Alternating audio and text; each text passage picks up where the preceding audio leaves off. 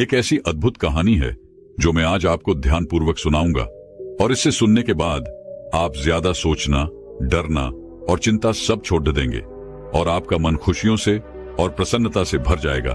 तो चलिए आज की कहानी की शुरुआत करते हैं। दोस्तों, एक समय की बात है, किसी नगरी में एक युवक रहा करता था। वो युवक अत्यंत दुखी था। वो बहुत निराश था। उसे ये समझ नहीं आ रहा था कि आखिर इस दुनिया में हर व्यक्ति अपने मतलब के लिए ही क्यों जीता है। उसे हर जगह हर कोई केवल स्वार्थी नजर आता था। वह हमेशा यही सोचा करता कि उससे कोई प्यार नहीं करता, उसकी कोई परवाह नहीं करता। सब उससे मतलब के लिए अपने संबंध रखते हैं। मतलब खत्म हो जाते ही सब उसे अपने आप से दूर कर देते हैं। दोस्तों, हमारे जीवन में भी कुछ ऐसा ही होता है। हम भी हमेशा किसी न किसी का साथ ढूंढते ही रहते हैं, और जब हमें किसी का साथ नहीं मिल पाता तो हम अपने आप को अकेला महसूस करते हैं, कमजोर महसूस करते हैं। हमें लगता है कि इस दुनिया में हमारे जैसे कोई है ही नहीं। हमें कोई प्यार नहीं करता, हमारी कोई परवाह नहीं करता। लेकिन हम यह भूल जाते हैं कि अंत में तो हर किसी को अकेले ही जाना है। वह व्यक्ति अपने इस अकेलेपन से बहुत परेशान हो चुका था, जिस कारण एक दिन उसने अपना घर छोड़ दिया और एक रास्ते पर निकल पड़ा। उसके मन में कई सारे विचार थे। उन विचारों में मग्न होकर वह उस रास्ते पर आगे की ओर बढ़ता ही जा रहा था। तभी उसे रास्ते में एक आश्रम दिखाई पड़ा। वह उस आश्रम की ओर आगे बढ़ा। तभी उसने देखा कि एक गुरु अपने शिष्यों को ध्यान करना सिखा रहे हैं, और उन्हीं शिष्यों में से एक शिष्य ने अपने गुरु से कहा, है गुरु, आखिर यह ध्यान क्या है और इस ध्यान को करने से हमें क्या लाभ? तभी वह गुरु अपने उस शिष्य के इस सवाल का जवाब देते हुए कहते हैं, पुत्र, ध्यान ही सच है और ध्यान हमें अकेला कर देता है। हम जितने ज्यादा अकेले होते जाते हैं उतना ही हम ध्यान में उतरते चले जाते हैं, और यही अकेलापन तुम्हें सत्य के मार्ग पर ले जाता है, तुम्हें सत्य की प्राप्ति करवाता है। वह युवक आश्रम के बाहर खड़े होकर यह सब कुछ देख रहा था, सुन रहा था। जैसे ही उसने उन गुरुवर के मुख से यह सारी बातें सुनी, वह दौड़ा दौड़ा उन गुरुवर के पास आया और कहने लगा, है गुरुवर, यदि ध्यान हमें अकेला कर देता है तो इसका मतलब यह हुआ कि मैं इन सब चीजों में श्रेष्ठ हूं। आप तो ध्यान का सहारा लेकर अकेले होते हैं, लेकिन मैं तो ऐसे ही अकेला हूं। मेरा ऐसा कोई नहीं है जिसे मैं अपना कह सकूं, जो मेरी परवाह करता हो, जो मेरा ख्याल रखता हो, और मैं अपनी राह पर अकेला ही चलता चला जा रहा हूं। उस व्यक्ति की ये सारी बातें सुनकर उन गुरुवर ने उस व्यक्ति को ध्यानपूर्वक देखा और उसके बाद उससे कहते हैं, भंते, अगर तुम अकेले हो तो तुम्हारे पीछे तुम्हारा पूरा परिवार, तुम्हारे मित्र, तुम्हारे शत्रु, तुम्हारे सगे संबंधी, इन सब को लेकर तुम कहां जा रहे हो? उन गुरुवर के मुख से यह बात सुनकर वह व्यक्ति चौंक उठा और उसने तुरंत ही पीछे मुड़कर देखा तो वहां पर कोई नहीं था।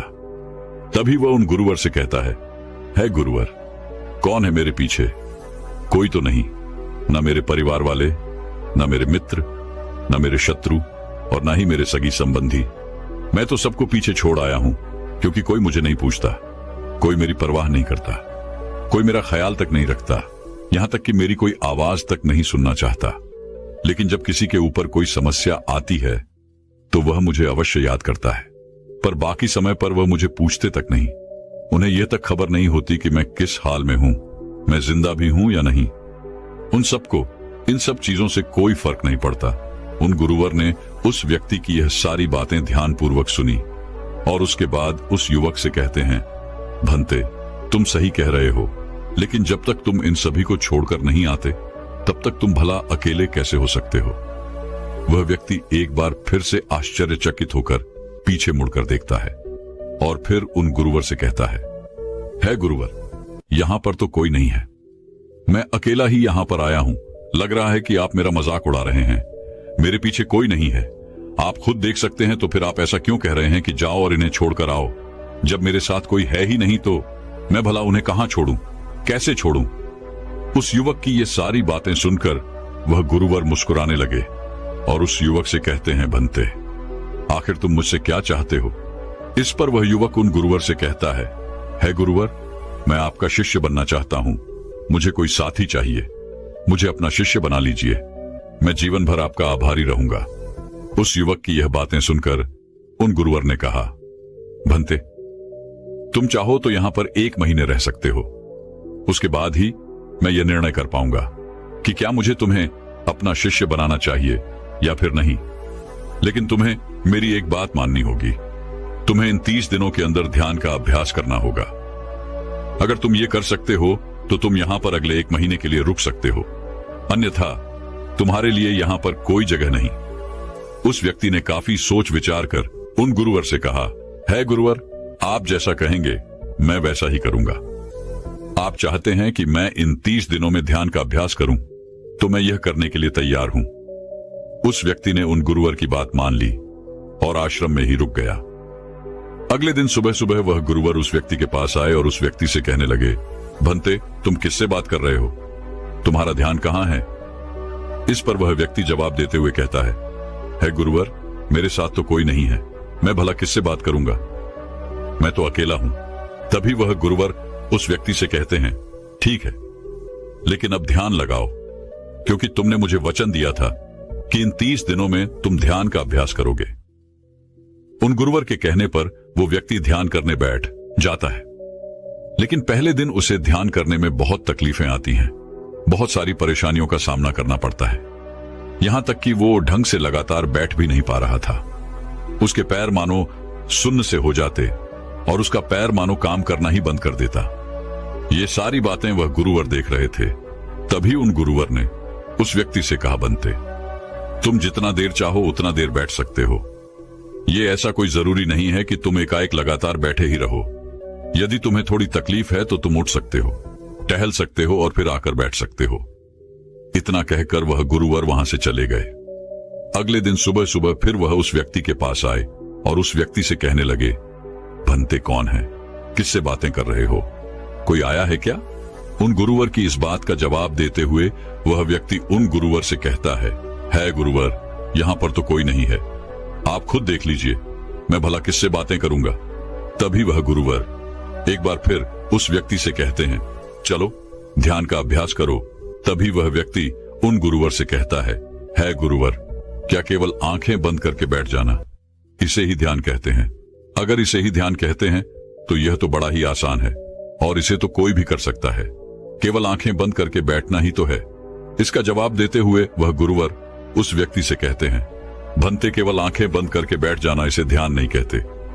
ध्यान करने के लिए तुम्हें अपने मन को एकाग्र करना होगा, अपने मन को किसी एक चीज पर लगाना होगा। वह कोई भी चीज हो सकती है, बाहर की कोई आवाज या तुम्हारे भीतर से आने वाली ये सांसें, इन सांसों के अंदर और बाहर होने की आवाज। तुम ऐसी किसी भी चीज पर ध्यान लगा सकते हो जो लगातार वर्तमान समय में घट रही है, ताकि तुम्हारा पूरा ध्यान उस चीज पर एकाग्र हो और तुम्हारा ध्यान कहीं भी भटके नहीं, जिस कारण तुम उस पर ध्यान लगा पाओगे। और एक बात और याद रखना, जब तुम उस चीज पर ध्यान लगाओगे तो तुम्हारा ध्यान हटना नहीं चाहिए। इतना कहकर वह गुरुवर वहां से चले गए। अगले दिन जब वह सुबह सुबह एक बार फिर उस व्यक्ति से मिलने आए तो उन्होंने एक बार फिर उस व्यक्ति से कहा, भंते, आज कौन आया है? किससे बातें कर रहे हो? बड़ी जोर जोर से आवाज आ रही है। तुम यहां पर खुद शांति पाने आए हो या फिर दूसरों को अशांत करने के लिए? वह व्यक्ति उन गुरुवर से कहता है गुरुवर, पर यहां पर तो कोई है ही नहीं, तो मैं भला किससे बात करूंगा? यहां तक कि अभी तक मेरे मुख से एक शब्द तक नहीं निकला है, तो फिर आपको कैसे जोर जोर की आवाजें कहां से आ रही हैं? और जब मैंने एक शब्द भी नहीं बोला तो मैं भला दूसरों के लिए अशांति का कारण कैसे बन सकता हूं? तभी वह गुरुवर उस व्यक्ति से कहते हैं, ठीक है, चलो ध्यान का अभ्यास करो। तभी वह व्यक्ति उन गुरुवर से कहता है गुरुवर, मेरा एक प्रश्न है, क्या मैं आपसे पूछ सकता हूं? तभी वह गुरुवर उस व्यक्ति से कहते हैं, पूछो, तुम्हें क्या पूछना है? तभी वह व्यक्ति उन गुरुवर से कहता है गुरुवर, आप कहते हैं किसी भी एक चीज पर ध्यान लगाओ जो वर्तमान समय में घट रही हो, उस पर अपना पूरा ध्यान लगा दो। लेकिन जब मैं अपनी सांसों पर या फिर किसी ऐसी चीज पर ध्यान लगाने का प्रयास करता हूं जो लगातार घट रही है, तो मेरा ध्यान लगातार नहीं रह जाता। मैं पल पल भटकता रहता हूं। कभी मुझे कुछ याद आने लगता है तो कभी मुझे कुछ और याद आने लगता है। वो पुरानी चीजें, वो पुरानी यादें मेरा पीछा नहीं छोड़ती। आपके कल यहां से चले जाने के बाद मैंने ध्यान करने के लिए बहुत प्रयास किया, लेकिन वह पुरानी यादें बार बार मुझे याद आ रही थी, जिस कारण मैं एक चीज पर ध्यान लगा ही नहीं सका। तो अब मुझे क्या करना चाहिए? उस व्यक्ति की यह सारी बातें सुनकर वह गुरु मुस्कुराने लगे और वहां से चले गए।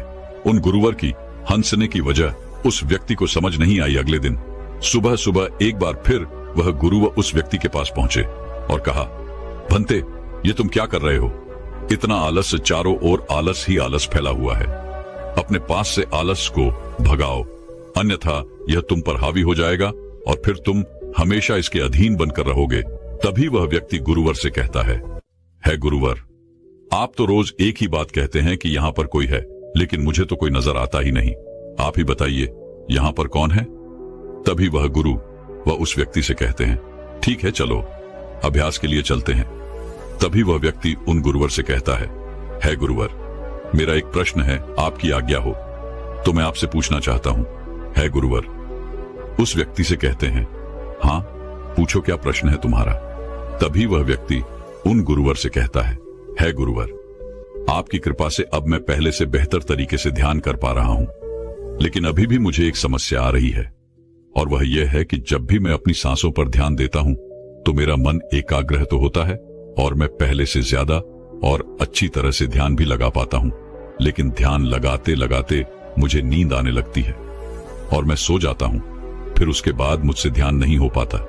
उसके बाद केवल बस मुझे नींद ही नींद आती रहती है और मैं ध्यान की तरफ फिर अपने आप को मोड़ नहीं पाता। उस व्यक्ति की यह बात सुनकर वह गुरुवर उस व्यक्ति से कहते हैं, यह तो अच्छी बात है। इतना कहकर वह वहां से चले जाते हैं। 5वें दिन जब सुबह सुबह वह गुरुवर उस व्यक्ति के पास पहुंचते हैं तो वे कहते हैं, भंते, तुमने इतने लोगों को क्यों बुला रखा है? इतने सारे लोग तुम्हें ध्यान नहीं करने देंगे। तुमने इतने सारे लोगों को क्यों बुलाया है? इन्हें यहां से जल्दी भेजो। मुझे ये बिल्कुल नहीं पसंद। तुम तो यहां पर अकेले आए थे जैसा कि तुमने कहा, तो फिर इतने सारे लोगों को तुमने आज क्यों बुला रखा है? इन्हें अभी के अभी वापस छोड़कर आओ। तभी वह व्यक्ति उन गुरुवर के बारे में मन ही मन ये सोचता है कि लगता है गुरुवर पागल हो चुके हैं। जब भी रोज आते हैं तो हमेशा एक ही बात कहते हैं कि यहां पर कोई है, लेकिन मुझे तो कोई नजर ही नहीं आता। बड़ी विनम्रता से उन गुरुवर से कहा, है गुरुवर, शायद आपकी आंखें जो देख पा रही हैं वह मैं नहीं देख पा रहा हूं। मुझे तो यहां पर कोई नजर नहीं आता। फिर आपको कैसे? यहां पर लोग ही लोग नजर आ रहे हैं। फिर गुरुवर उस व्यक्ति से कहते हैं, अच्छा ठीक है, चलो अब ध्यान का अभ्यास करते हैं। तभी वह व्यक्ति उन गुरुवर से कहता है गुरुवर, मुझे ध्यान के वक्त नींद आती थी। जैसा कि मैंने आपको बताया था, उस पर तो मैंने नियंत्रण पा लिया, लेकिन अब जब भी मैं ध्यान करने बैठता हूं, किसी एक चीज पर अपना ध्यान केंद्रित करता हूं, तो मेरे मन में विचारों का सैलाब होता है। मानो विचारों की बाढ़ सी आ जाती है। इतने विचार तो आंख खोलकर भी मैंने कभी नहीं देखे होंगे, जितने की आंखें बंद करने के बाद मुझे नजर आते हैं। और इन विचारों में कुछ ऐसे विचार भी मेरे मन में आते हैं जिनके बारे में आज तक मैंने सोचा तक नहीं है। मुझे उनके बारे में कुछ भी नहीं पता। ये सब क्यों हो रहा है गुरुदेव? उन गुरुवर ने उस व्यक्ति की यह बात सुनकर उस व्यक्ति से कहा, अच्छा ऐसा हो रहा है। इतना कहकर वह गुरुवर वापस चले गए।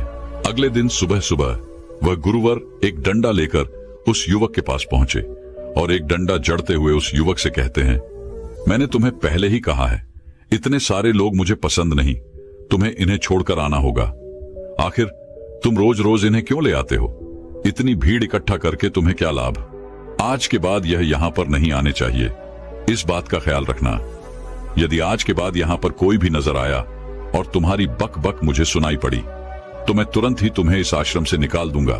तभी वह व्यक्ति बड़ी विनम्रता से उन गुरुवर से कहता है गुरुर, मुझे तो यह समझ नहीं आता कि मुझे कोई नजर ही नहीं आता, लेकिन आप रोज एक ही बात कहते हैं कि यहां पर मैंने भीड़ इकट्ठी कर रखी है।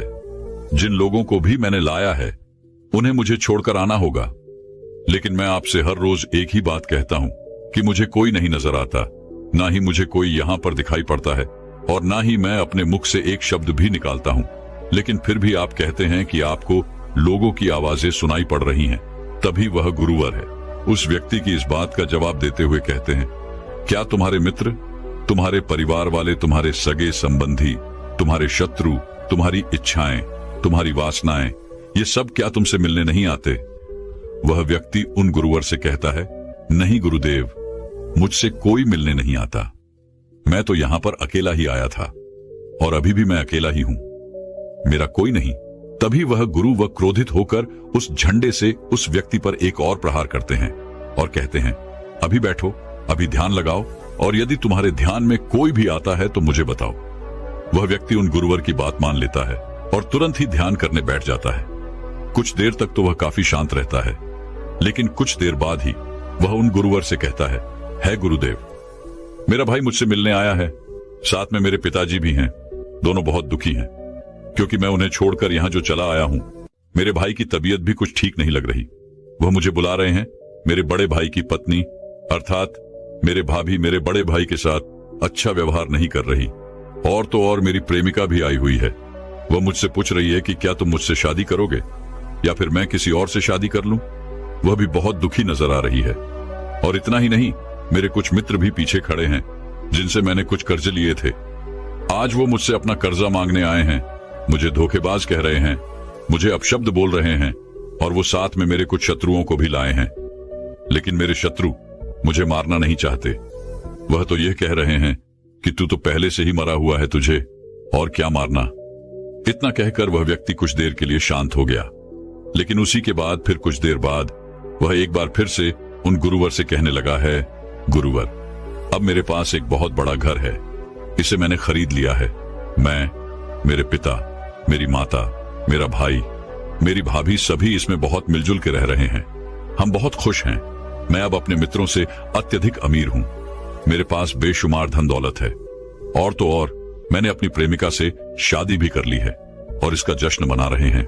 इतना कहकर वह व्यक्ति एक बार फिर शांत हो गया और फिर कुछ देर बाद और फिर एक बार उन गुरुवर से कहता है गुरुवर, मुझे कोई मारने का प्रयास कर रहा है। लगातार वो मुझ पर प्रहार कर रहा है।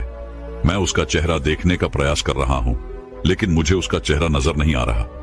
इतना कहते कहते वह उन गुरुवर से कहता है, गुरुदेव, ये तो आप हैं जो मुझे मार रहे हैं और यह भी कह रहे हैं कि इतनी भीड़ को लेकर क्यों आए हो और इन्हें लेकर कहां जा रहे हो। मेरे साथ तुम्हें अकेले ही चलना होगा। इतना कहकर वह व्यक्ति ध्यान से उठ गया और उनको रुके चरणों में गिर पड़ा और उनसे कहने लगा, है गुरुदेव, आप सही थे। आप जो हमेशा कहते थे कि इस भीड़ को लेकर मैं कहां जा रहा हूं, आप हमेशा यही कहते थे कि इन सबको छोड़कर आओ, लेकिन मुझे कोई नजर नहीं आता था। लेकिन आज मैंने उन सबको देख लिया जिन्हें मैं अपने साथ लेकर आया था, जिन्हें मैं अपने साथ लेकर घूम रहा था। हर कोई मेरे साथ ही है, मेरे पास है। लेकिन मैं ये सोच रहा था कि आखिर मैं इतना बेचैन क्यों हूं और मेरी बेचैनी की वजह क्या है। उस व्यक्ति की यह सारी बातें उन गुरुवर ने ध्यानपूर्वक सुनी और उसके बाद वो वहां से चुपचाप उठकर चले गए। उसके बाद से वो गुरुवर उसके पास कभी नहीं आए। लेकिन वह व्यक्ति हर रोज ध्यान का अभ्यास कर रहा था और पूरे 1 महीने बाद जब वह उन गुरुवर के पास पहुंचा तो उन गुरुवर से कहने लगा है, गुरुवर, जैसा कि आप कहते थे कि मैं हमेशा अपनी भीड़ को अपने साथ लेकर घूमता हूं, तो आज मैंने उस भीड़ को विदा कर दिया है और अब मैं बिल्कुल अकेला हूं। मेरे साथ कोई नहीं, मेरे साथ आप भी नहीं है, यहां तक कि मैं खुद अपने साथ नहीं हूं। मैं एक परम शांति महसूस कर रहा हूं। अब मुझे ऐसा प्रतीत होता है कि अब मेरे जीवन में कोई समस्या नहीं है, कोई समाधान नहीं है। मैं बहुत हल्का महसूस कर रहा हूं, मैं बहुत अच्छा महसूस कर रहा हूं और इस शांति में जो आनंद है इसका क्या कहना। तभी वह गुरुवर उस व्यक्ति से कहते हैं, भंते, अगर तुम चाहो तो इस अकेलेपन को लेकर तुम अपनी दुनिया में वापस जा सकते हो। अव्याधि, तुम उस संसार में वापस भी लौट जाओ। भले ही लोग तुम्हारे आसपास क्यों न रहे, भले ही पूरी भीड़ तुम्हारे साथ क्यों न रहे, लेकिन फिर भी तुम अकेले ही रहोगे।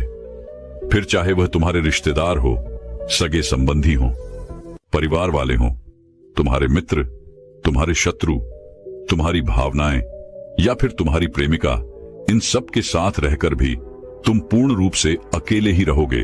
और इतना ही नहीं, तुम्हारे जीवन में जब भी कोई बुरी परिस्थितियां आएंगी तब भी तुम बिल्कुल अकेले और शांत रहोगे और तुम हर परिस्थितियों का समाधान निकालने में भी अब पूरी तरह सक्षम हो चुके हो।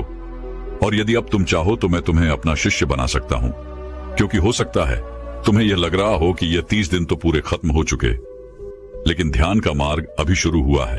और याद रहे कि अभी तो बहुत कुछ सीखना है, जानना है, लेकिन कुछ रखना नहीं है। यह मार्ग अभी शुरू हो रहा है और यह मार्ग अति लंबा है और इस मार्ग की शुरुआत शांति से ही होती है। तभी वह व्यक्ति उन गुरुवर को प्रणाम करता है और उनसे कहता है, हे गुरुवर, मैं अपने घर वापस लौटना चाहता हूं, अपने उस संसार में वापस जाना चाहता हूं ताकि मैं अपनी जिम्मेदारियों को निभा सकूं और साथ ही साथ इस मार्ग पर भी आगे बढ़ सकूं। यदि आपकी आज्ञा हो। इतना कहकर वह व्यक्ति शांत हो गया। तभी वह गुरु मुस्कुराने लगे और उस व्यक्ति से कहते हैं, भंते मन शांत हो तो सब हो सकता है। तुम संसार में रहकर भी अकेले रह सकते हो, लेकिन एक बात याद रखना कि हमें सीखना बहुत कुछ है, जानना बहुत कुछ है, लेकिन रखना कुछ भी नहीं। अब तुम जा सकते हो, तुम्हारा कल्याण हो। तो दर्शकों, चलिए अब ज्यादा सोचने के ऊपर अगली कहानी की शुरुआत करते हैं। संपूर्ण मानव जाति एक दौड़ में लगी हुई है, एक ऐसी दौड़ जो कभी पूरी नहीं होती, जो उसके जन्म के साथ शुरू होती है और मरने तक उसका पीछा नहीं छोड़ती। लेकिन क्या कभी आपने ध्यान दिया है कि यह दौड़ किस चीज की है? जरा ठहरकर खुद से पूछिए कि आप किसके पीछे दौड़ रहे हैं और वास्तव में क्या यह दौड़ कभी पूरी हो सकती है? जिन भौतिक सुख सुविधाओं को इकट्ठे करने में इंसान लगा रहता है, क्या वास्तव में वो भौतिक सुख सुविधाएं उसे शांति या फिर आनंद प्रदान कर सकती है? सिकंदर ने मरने से पहले अपने सभी मंत्रियों को कहा था कि जब मेरी अर्थी उठाई जाए तो मेरा शरीर ढका हुआ नहीं होना चाहिए, मेरी हथेलियां खुली होनी चाहिए, ताकि सारी दुनिया यह देख सके कि जो सिकंदर पूरी दुनिया को जीत सकता था, वो भी अपने साथ कुछ नहीं ले जा सका। उसके हाथ खाली के खाली रह गए। लेकिन जीवन की बागडोर ऐसी होती है कि उसे कभी ठहरने का वक्त ही नहीं मिलता। कभी वह सोच विचार ही नहीं करता कि जीवन का सबसे बड़ा सुख क्या है और इसके विपरीत जीवन का सबसे बड़ा दुख क्या है। सुख सुविधाएं तो बहुत लोग इकट्ठा कर लेते हैं, लेकिन सही मायने में उसका भोग कितने लोग कर पाते हैं? वही भौतिक वस्तुएं जो उसने अपने आनंद, अपनी शांति के लिए संग्रहित की थी, वही सुख सुविधाएं उसके दुख का कारण बन जाती हैं। जब पैसा नहीं कमाया था तो पैसा ना होने का दुख था, और जब पैसा कमा लिया तो वही पैसा उसके बच्चों के लिए या उसके लिए झगड़े का कारण बन जाता है। तो फिर कैसे सुख सुविधाएं, किन चीजों के पीछे आप भाग रहे हो? आज की जो कहानी मैं आप लोगों को सुनाने वाला हूं, उसमें आपको जीवन का सबसे बड़ा दुख और सबसे बड़ा सुख पता चलेगा। इससे पहले कि आप इस कहानी में खो जाएं, इस चैनल को सब्सक्राइब जरूर कर लें। तो चलिए कहानी शुरू करते हैं। अपनी गरीबी के दिन याद करके सेठ धनानंद की आंखों में आंसू आ गए। आज उसने जीवन में सब कुछ हासिल कर लिया था। सारी सुख सुविधाएं उसके पास थी। घर में नौकर चाकर थे, हजारों लोग उसके नीचे काम करते थे, जो उसकी एक आवाज पर उसके पास खड़े होते थे। लेकिन फिर भी आज सब कुछ हासिल कर लेने के बाद भी वो दुनिया में अपने आप को सबसे गरीब आदमी समझ रहा था। आखिरकार अपनी गरीबी के दिन याद करके उसकी आंखों में आंसू आ गए। उसके पास कुछ नहीं था, लेकिन तब भी वो प्रसन्न रहता था। लेकिन आज सब कुछ होने के बाद भी वो प्रसन्न नहीं था। और दुनिया में वही आदमी सबसे गरीब होता है जो सब कुछ होते हुए भी अकेला महसूस करता है। उसे एहसास होने लगा था कि धन संपदा या भौतिक सुख सुविधाएं उसके मन की पूर्ति नहीं कर सकती। लेकिन अब तो बहुत देर हो चुकी थी। उसका पूरा जीवन बीत चुका था। अब पूरे जीवन की कमाई उसे व्यर्थ लगने लगी। उसे लगने लगा कि उसने जो कुछ कमाया वो सब यूं ही था, व्यर्थ था। ये एहसास उसे जीवन में पहले कभी नहीं हुआ था। काश उसे ये एहसास पहले हो गया होता तो वह ठहर जाता, रुककर चिंतन करता कि जो चीज वह इकट्ठी कर रहा है, क्या वास्तव में वह इकट्ठी करने लायक है।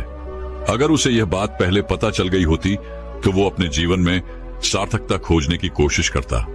वो उस रहस्य के बारे में खोज करता जो उसके मन की पूर्ति करता, जो उसका अकेलापन दूर करता, जो उसके जीवन को संपूर्ण बना देता।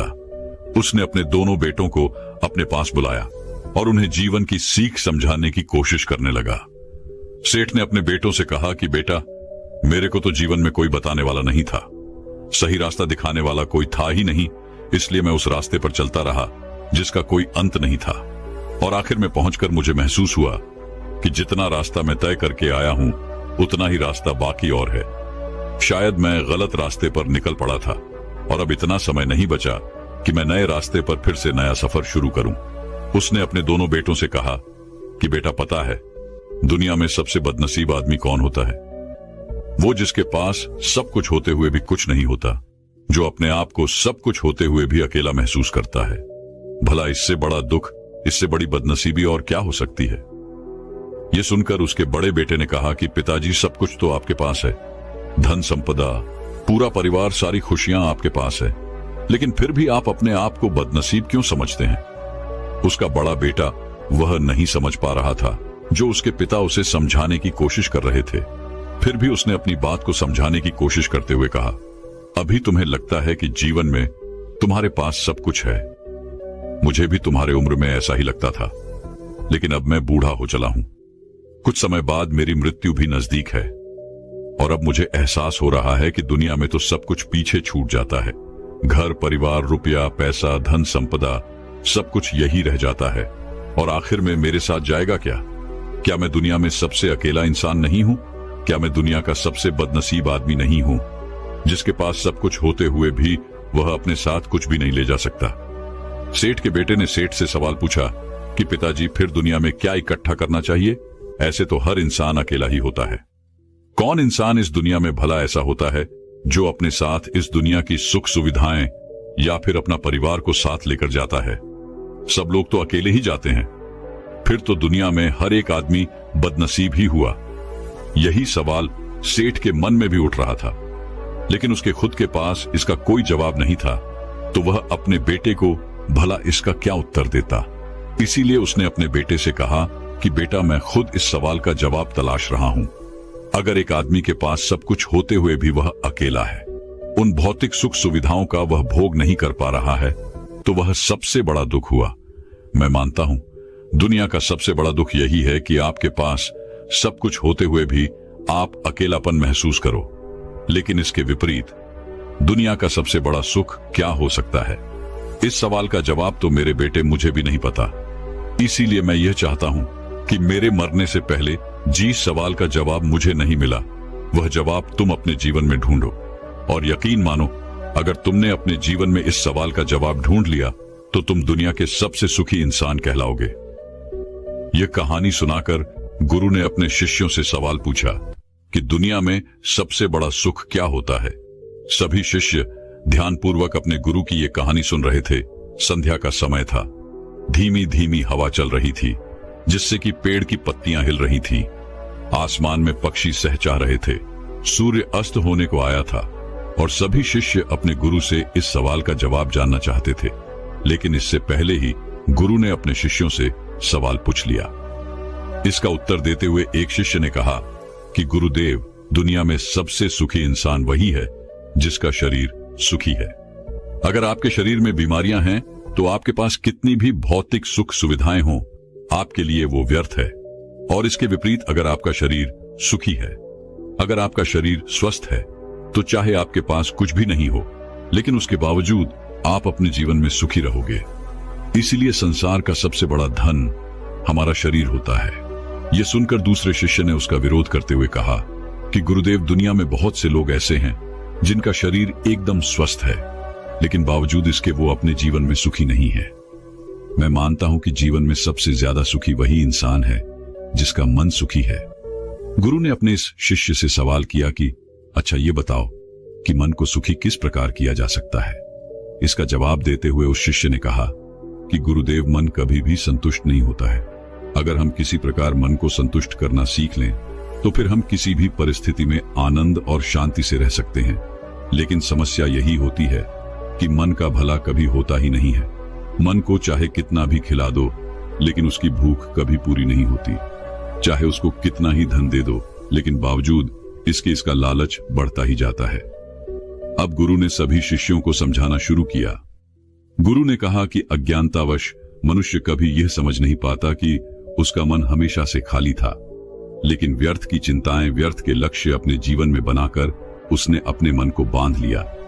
जिस मन की प्रवृत्ति हमेशा खाली रहने की थी, उसने उस मन को कूड़े कचरे से भर लिया। इसीलिए वह मन जो बचपन में हमेशा खाली रहता था, हर चीज में, हर खेल में आनंद ढूंढ लेता था, अकेले में भी आनंद पूर्वक, शांति पूर्वक रहता था, अब वही मन सब कुछ मिल जाने के बाद भी हमेशा दुखी रहता है।